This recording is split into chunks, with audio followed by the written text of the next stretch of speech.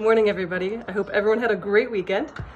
Welcome to another week of Daily Data Check-ins. So this week, we're going to be talking about New York State privacy legislation. And it's particularly important because New York State privacy legislation started a year ago. It was introduced by Senator Kevin Thomas, and who has sponsored the bill, a year ago in May 2019. And so it has been an interesting year, I think. It has not passed yet, but what we'll talk about this week is all the happenings in between. What the original bill looked like, what some of the updates have been, how this could impact your business. We'll also talk about industry responses, and finally we're going to hear from the senator himself on how you can get involved in this. So I look forward to delving into this entire thing with you this week.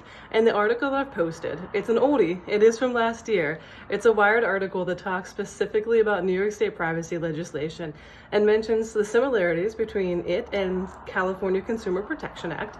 But then it also talks about what are the differences. And some of the differences being, well, it's a far stricter bill.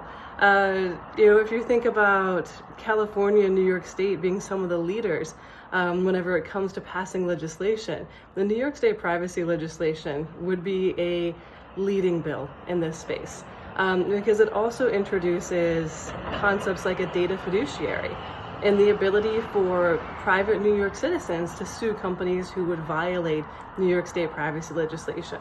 So this week, what we'll do is delve into it a little bit further, because this has been something that has more than a year's worth of effort that has gone into it by the Senator's office and the Attorney General's office, and is something that it would have massive impact not only on consumers in New York State, but businesses in New York State, and in particular, especially right now, as we look at all of the changes that are happening during COVID, with big conglomerate companies coming together to find ways to help track the virus, ways that you personally can self-identify yourself as having COVID.